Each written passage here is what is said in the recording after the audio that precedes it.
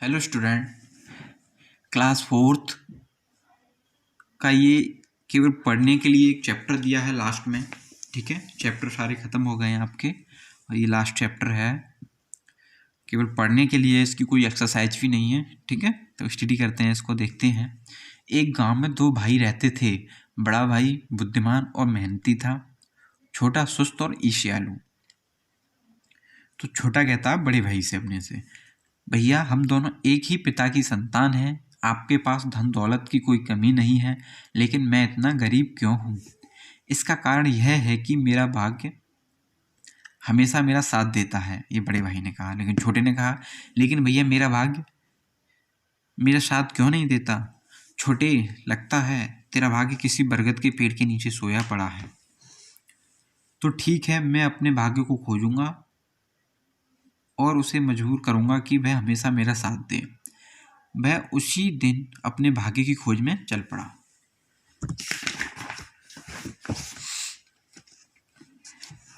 कई दिन चलने के बाद वह घने जंगल में पहुंच गया। तभी उसके सामने एक शेर आ गया। मुझे मत मारो, मैं बहुत परेशान हूं और अपने भाग्य की तलाश में निकला हूं। शेर बोला, मैं तुम्हें नहीं मारूंगा, लेकिन तुम्हारा भाग्य मिल जाए तो पूछकर बताना कि मेरे पेट में इतना दर्द क्यों रहता है। आगे जाने पर उसे एक बंजर खेत में एक बूढ़ा बुढ़िया और उसकी खूबसूरत बेटी रोते हुए मिले। क्या बात है जो आप इस तरह रो रहे हो? बेटा, ये खेत खरीदकर हम बर्बाद हो गए हैं।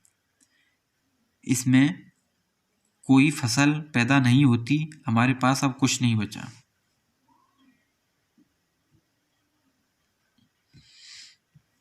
मैं भी बहुत परेशान हूँ। मेरा भाई इतना अमीर है कि वह लोगों को पैसे उधार देता है, और मैं हूँ जो दो वक्त की रोटी भी मुश्किल से मिलती है। इसलिए मैं अपना भाग्य खोजने निकला हूँ।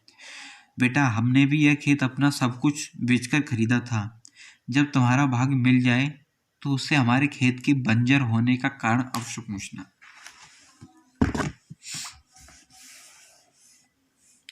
छोटा कई दिन के बाद किसी अनजान राज्य में पहुंचा तो उसे सिपाहियों ने पकड़कर राजा के सामने पेश किया।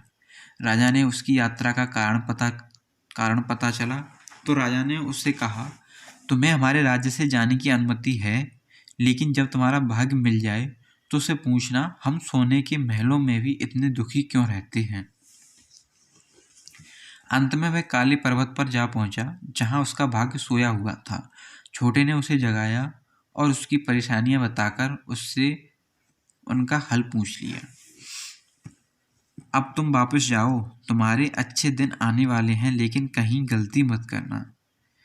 लौटते हुए सबसे पहले वह राजा से मिला। राजा के दुखी होने का कारण उसने एकांत में बताया। सब आपको पुरुष समझते हैं, लेकिन वास्तव में आप एक औरत हो।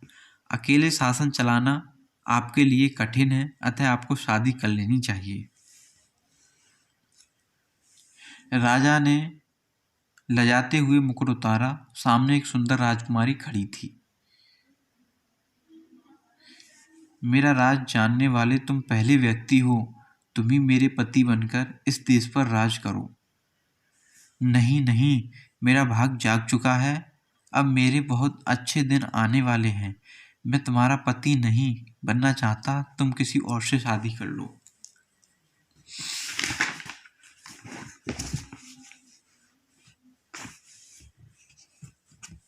वापस लौटते हुए आगे बंजर खेत में गरीब बूढ़ा और बुढ़िया उसकी सुंदर बेटी मिले। तुम्हारे खेत के नीचे पुराना खजाना दबा हुआ है, जिसके कारण कुछ पैदा नहीं होता। वाह बेटा, यह राज बताकर तुमने हमें माला माल कर दिया। तुम आधा खजाना ले लो और मेरी बेटी से शादी कर हमारे साथ रहो। छोटे ने मना कर दिया, क्योंकि उसे लगता था कि उसके अच्छे दिन आने वाले थे। अंत में वही शेर मिला जो पेट के दर्द से व्याकुल रहता था। शेर सिंह जी, आपके पेट का दर्द एक ही इलाज है, आप किसी मूर्ख आदमी का दिमाग खा लो। तुम्हारा धन्यवाद। मैं